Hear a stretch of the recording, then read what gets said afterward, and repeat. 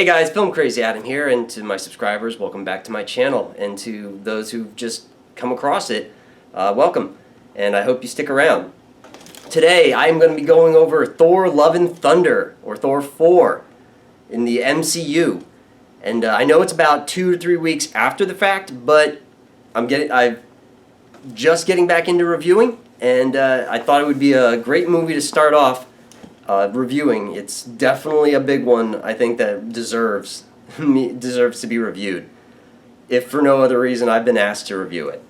Now, don't mind me, I'm going to be looking over my shoulder every so often because I kind of have everything typed out, and I did this because I have it's to combat the tendency I have to kind of get bogged down in too many details and kind of stray off topic and find myself out really off of subject matter, and so this is a way to kind of combat that and streamline it more. Yeah, don't mind me, I'm going to be doing that a little bit. I know it would be better if the camera was right over here. Right now, this is the camera I've had for like 7 years or whatever, and it's a good little camera. It just doesn't have a good wide-angle lens, so like I could put it there, but that you wouldn't see anything. So, speaking of getting off topic, anyway, let's move on. I'm going to be doing my reviews in three parts. The first one is going to be just my straight up like yes, no, is it good or is it bad, and if that's enough to if that's all you need is my opinion before you go see it, then that's great.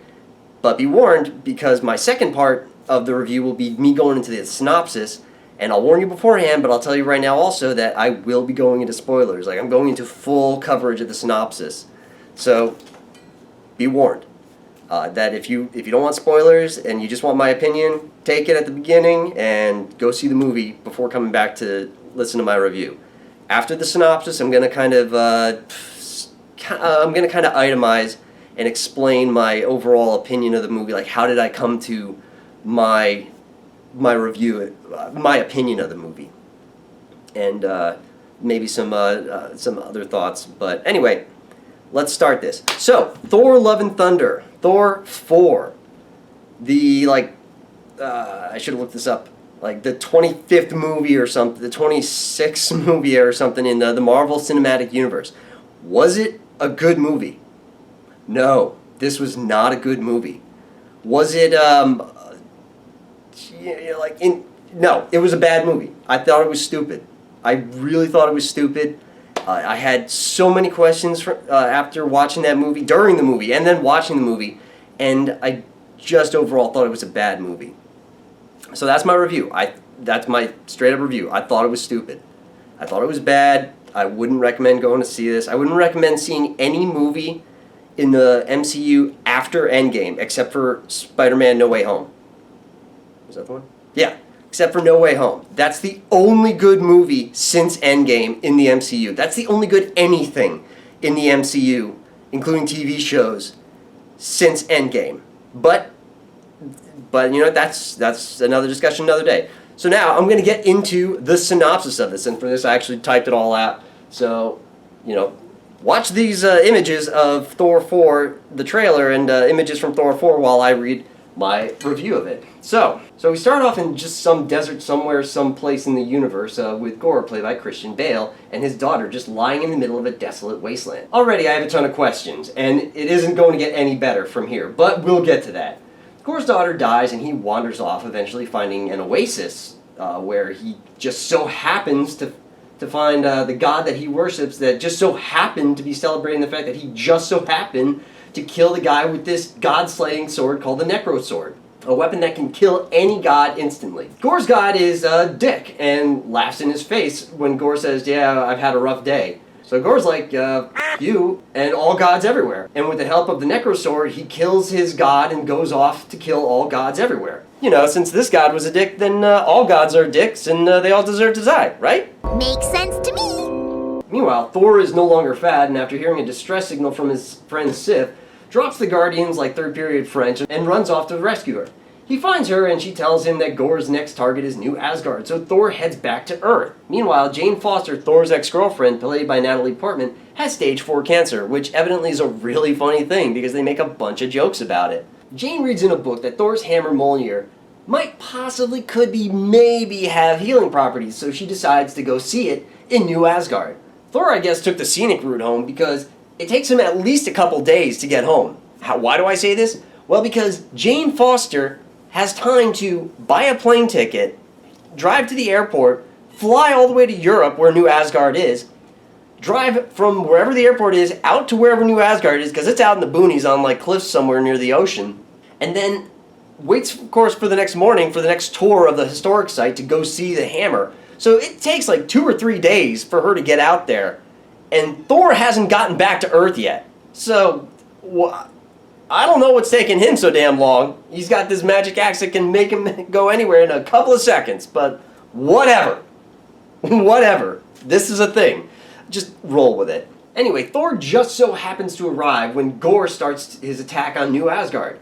During the attack, he meets not Lady Thor like you would think, but the mighty Thor.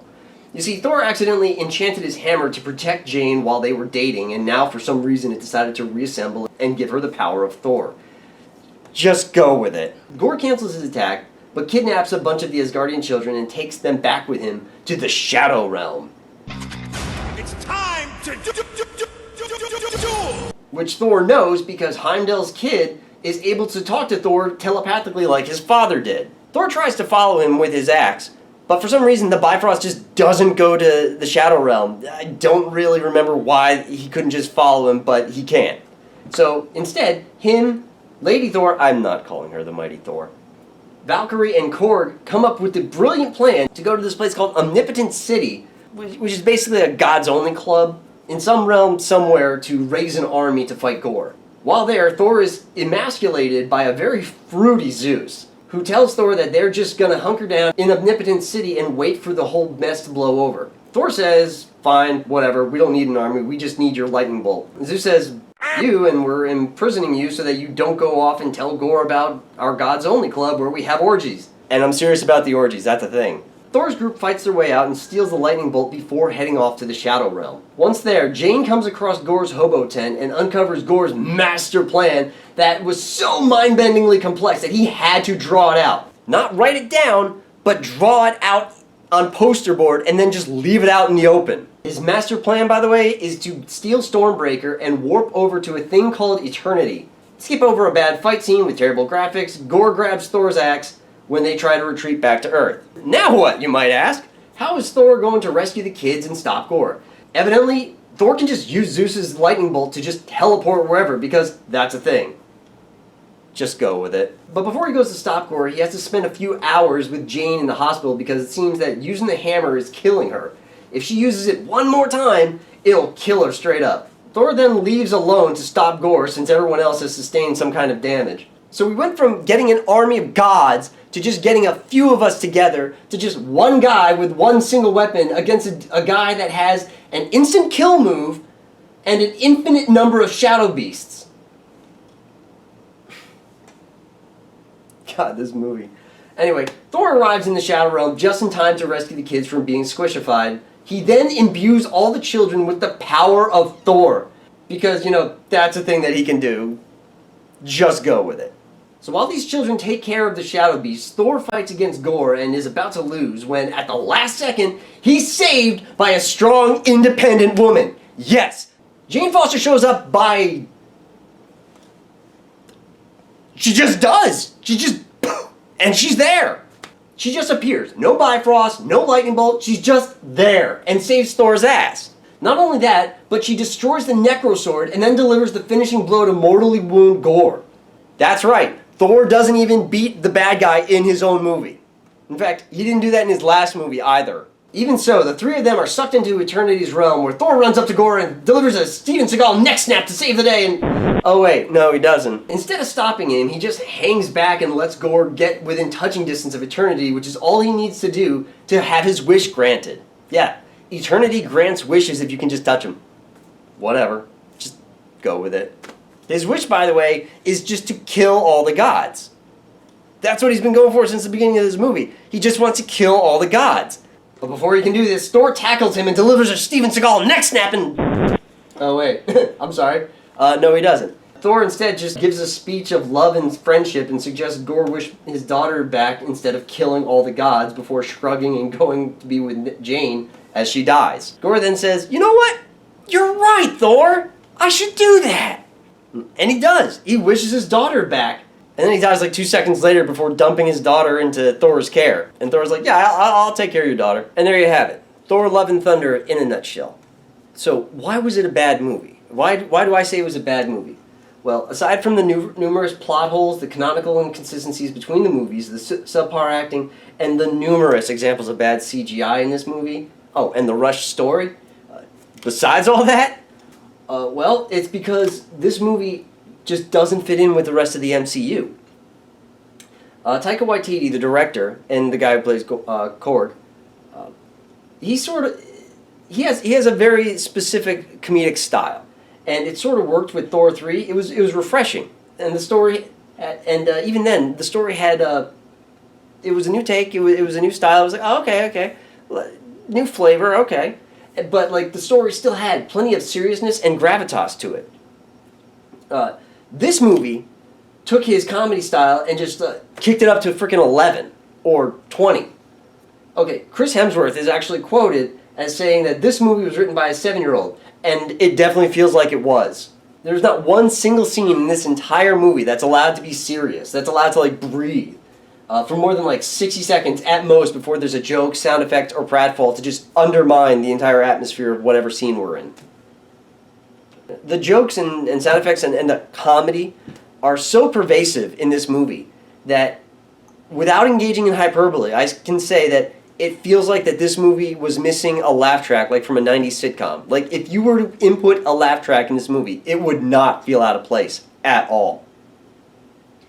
I'm all for jokes, lightening the mood.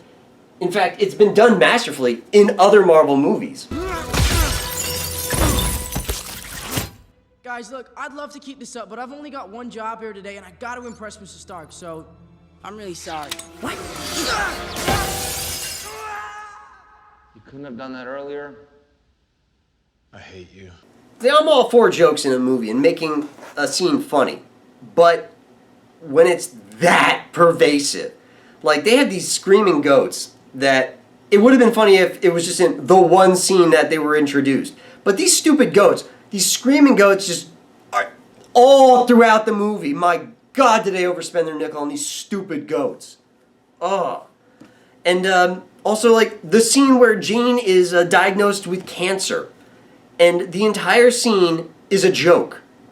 Like, I'm all for poking fun, self-deprecation, being silly, to liven a mood, or to release tension, or to kind of uplift somebody in a depressing situation, but within reason and with tact.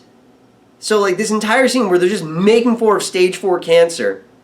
Stage 4, what's that? That's the last one, Jane. That's the last one before you die. Who knows? Maybe there's more. Like, I'm not offended on behalf of all people who have cancer. And I'm not going to be that guy. But I just feel like I honestly felt it was a little inappropriate. Again, like, if they were being serious all through the scene, and then, like, at the end there was a joke, a gag, but every single piece of dialogue in that scene is just a joke. It's just trying to be silly. End of part 1. Intermission.